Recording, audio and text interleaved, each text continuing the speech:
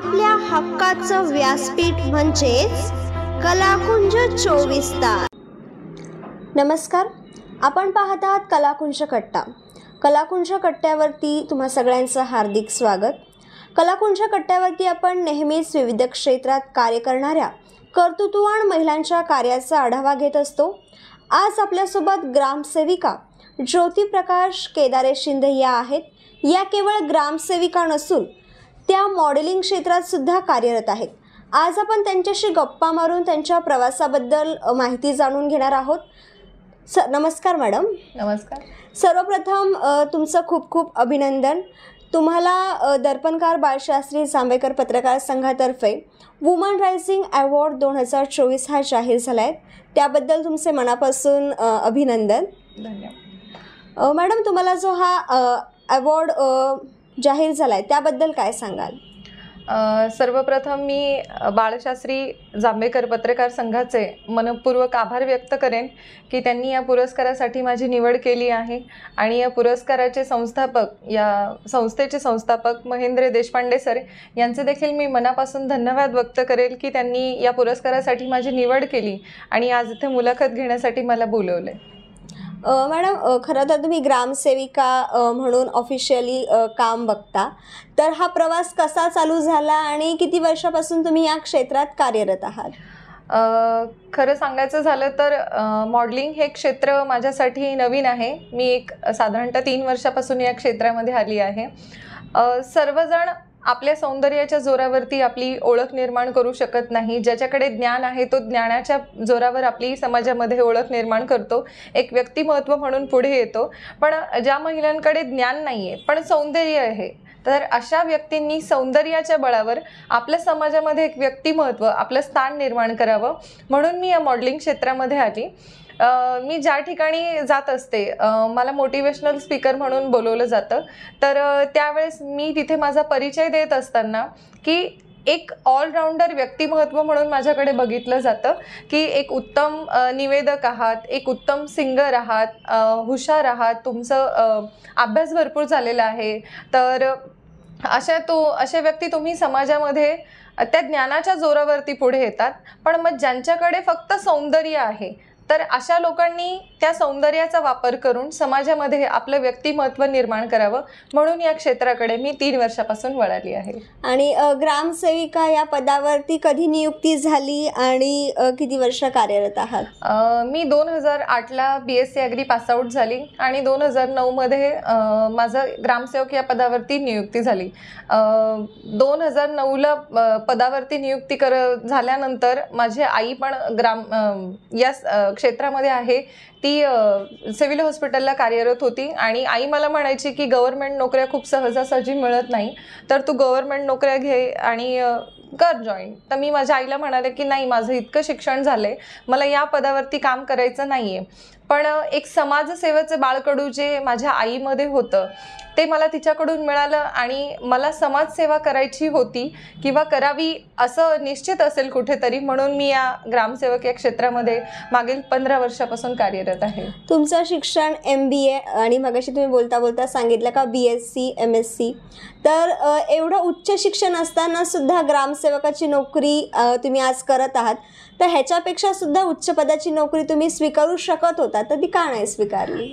नक्कीच माझं शिक्षण जे झालेले आहे ते BSc ॲग्री पासआउट झाली आहे, MSc ॲग्री केलं आहे, MBA फायनान्स केलं आहे, सध्याच मी MA पब्लिक ॲडमिनिस्ट्रेशन केलं आहे आणि योग शिक्षा पदविका ही देखील पदवी मी प्राप्त केलेली आहे। पण जे म्हणतो ना की आपण एखाद्या क्षेत्रासाठी आपली निवड झालेली असते, तर माझ्यामध्ये देखील समाजसेवेचे बाळकडू हे मी सांगितल्याप्रमाणे माझ्या आईकडूनच आलेलं आहे। ती देखील सिव्हिल हॉस्पिटलला काम करत असताना अनेक ग्रामीण भागातील महिलांना सलाईन लावण्यापासून, डिलिव्हरी करण्यापासून किंवा त्यांना गोळ्या औषधे देण्यापासून, म्हणजे सगळेजण तिला अर्ध डॉक्टर आहे असंच संबोधित होते, तर ते बाळकडू माझ्या आईकडून मला मिळालं आणि तोच वारसा पुढे चालवण्यासाठी इतक्या उच्च पदव्या घेतल्या जरी असल्या तरी आज समाजातील जे घटक आहे, आपण म्हणतो की समाजामध्ये महिला आहे, बालक आहे, दिव्यांग आहे, समाजातील प्रत्येक घटकाला न्याय मिळवून देण्यासाठी किंवा त्यांच्यापर्यंत पोहोचून शासनाच्या विविध योजना आहे त्या योजनांचा प्रचार प्रसार करून तिथपर्यंत पोहोचावा आणि त्या घटकाला न्याय मिळवून मिळण्यासाठी मग माझ्यामध्ये हे बाळकडू आईकडून मिळालं आणि म्हणून मला असं वाटलं की ही समाजसेवेची तुम्हाला आवड आहे एकंदरीत, आणि समाजसेवा करता करता तुम्ही समउपदेशक म्हणून सुद्धा काम करता. तर समउपदेशक म्हणून काम करत असताना तुम्ही लोकांपर्यंत कशा माध्यमातून पोहोचता आणि लोकांना आणि महिलांना कसं समउपदेश देत असता? नक्कीच माझं जे शिक्षण झालेलं आहे त्या शिक्षणाचा फक्त पर्याप्त माझ्यापर्यंत न राहता त्याचा जो आहे उपयोग हा समाजातील प्रत्येक घटकाला झाला पाहिजे म्हणून अनेक ठिकाणी मला मार्गदर्शन करण्यासाठी बोलवतात. मी महिला सक्षमीकरण असेल, महिलांचं आरोग्य असेल, शिक्षण असेल, उपजीविका असेल, रोजगार असेल, अशा अनेक विषयांवरती मार्गदर्शन करण्यासाठी जात असते. मला फिनिक्स बहुउद्देशीय संस्था आहे त्या संस्थेकडून सुद्धा मार्गदर्शनासाठी बोलवलं गेलं. इगतपुरीतील कॉलेज आहे, सायन्स महाविद्यालय आहे, त्या ठिकाणी बोलवलं गेलं. मी ज्यावेळेस मार्गदर्शन करायला सुरुवात केली त्यावेळेस 7 फेब्रुवारीला माता रमाई यांच्या जयंतीनिमित्त त्र्यंबकेश्वर सारख्या तालुक्यामध्ये आदिवासी भागातील ज्या आपल्या महिला आहे त्या महिलांना मार्गदर्शन करण्यासाठी मला प्रथमतः बोलवलं गेलं आणि त्यावेळेस खोटं नाही सांगणार 400 ते 500 महिला तिथे उपस्थित होत्या आणि त्यातील महिलांना मार्गदर्शन केल्यानंतर मला असं जाणवलं की नाही, मी मार्गदर्शन करू शकते आणि महिला आहे ज्या महिलांना प्रेरित करू शकते, त्यांच्यासाठी एक आयकॉन बनू शकते. म्हणून अनेक ठिकाणी व्याख्यानासाठी मला बोलवलं जातं आणि यातून एक समाजसेवा मी करत असते.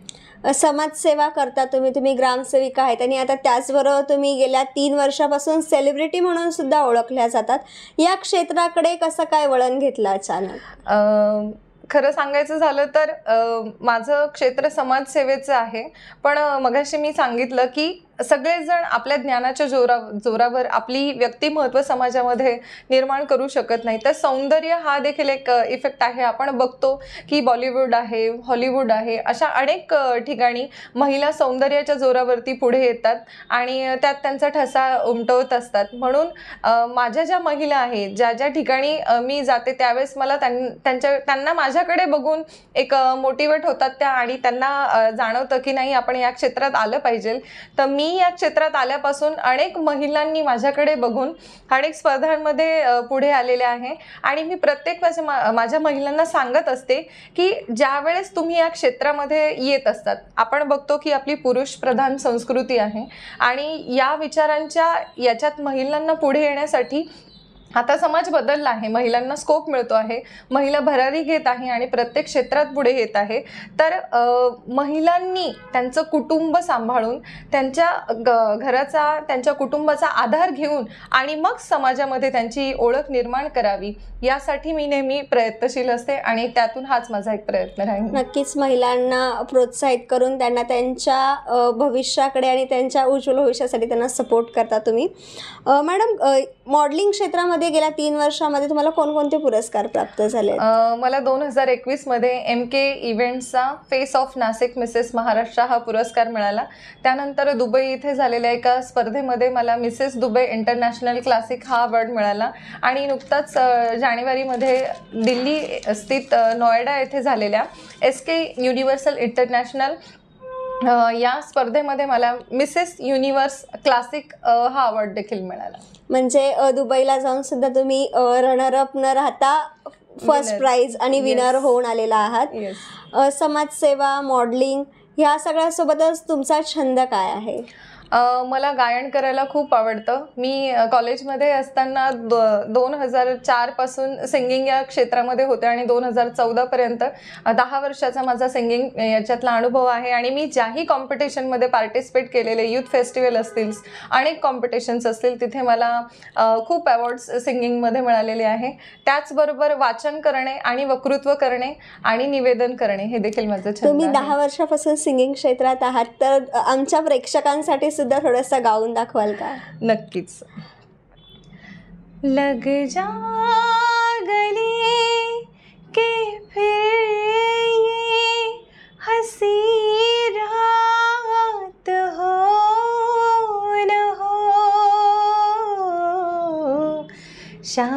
शायद फिर से जन्म में मुलाकात हो न हो, लग जा गले से है पास आए कि हम नहीं आएंगे बार बार, बाहें गले में डाल के हम रोल जार जार, आँखों से फिर ये प्यार की बरसात हो न हो, शायद फिर इस जन्म में मुलाकात हो न हो, लग जा गले से है. खूप सुंदर, खूप छान आवाज आहे तुमचा. थँक्यू. एवढ्या सगळ्या प्रवासामध्ये कुटुंबाची साथ खूप महत्त्वाची असते, तर तुम्हाला एवढ्या पूर्ण प्रवासामध्ये कुटुंबाची साथ कशी लाभली? नक्कीच सगळेजण मला ज्यावेळेस विचारतात की तू हे पुरस्कार मिळवते, त्या कॉम्पिटिशनला जाते, या स्पर्धेत सहभागी होते, तुला या सगळ्या गोष्टींसाठी वेळ कसा मिळतो? खरं तर आमचा जो जॉब आहे ग्रामसेवकाचा तो खूप हेक्टिक आहे आणि सॅटर्डे संडे जरी म्हटलं तरी देखील आमचं काम खूप जास्त असतं आणि आता ऑनलाईनच्या काळामध्ये आम्हाला अप टू डेट राहणं खूप गरजेचं असतं आणि विदिन त्या लिमिटेड पिरियडमध्ये आमचं काम संपवणं गरजेचं असतं.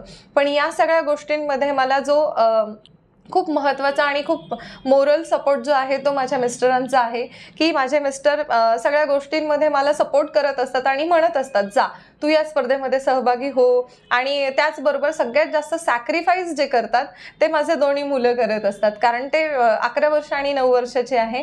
जी त्यांची ग्रोईंग स्टेज आहे त्या स्टेजमध्ये मला मुलांसोबत असणं गरजेचं असतं. पण त्यावेळेस माझे मुलं म्हणत असतात मम्मी तू मिस युनिव्हर्सच्या कॉम्पिटिशनला जाणार आहे, तू 100% जिंकूनच येणार आहे. असा त्यांचा जो सपोर्ट असतो तो मला प्रत्येक स्पर्धेमध्ये सहभागी होण्यासाठी आणि जिंकून येण्यासाठी मला उर्मी देत असतो. तर माझ्या आई, माझे वडील नाही आहे पण जे माझी फॅमिली आहे त्याच्यामध्ये आई असेल, सासू सासरे असतील, माझे मिस्टर सगळ्यात जास्त महत्त्वाचे त्यांचा सपोर्ट आहे आणि माझे दोन्ही मुलं हे सगळ्यात यांच्या सपोर्ट्समुळेच आज मी इथे आहे.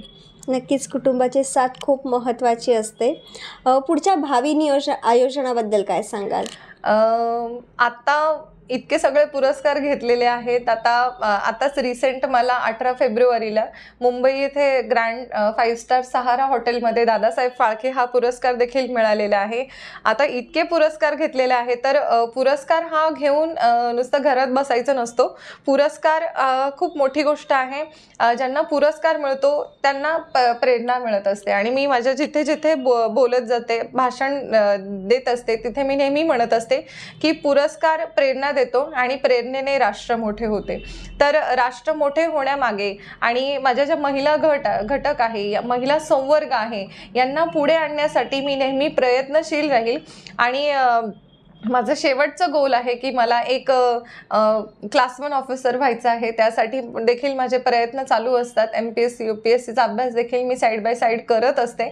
त्या प्रयत्नांना देखील एक दिवस नक्की यश मिळावं ही एक शेवटची इच्छा आहे आणि पद्मश्री पुरस्कारासाठी माझं नामांकन व्हावं अशी एक शेवटची इच्छा आहे. नक्कीच आमच्याकडून पण तुम्हाला तुमच्या पुढील भावी वाटचालीसाठी खूप खूप शुभेच्छा. आज तुम्ही वेळात वेळ काढून आमच्या स्टुडिओला आलात आणि भेट दिली आणि एक अष्टपैलू व्यक्तिमत्व असलेल्या आत्ता आपल्यासोबत होत्या ज्योती प्रकाश केदारे शिंदे मॅडम. धन्यवाद मॅडम, तुम्ही वेळात वेळ काढून आला. थँक्यू.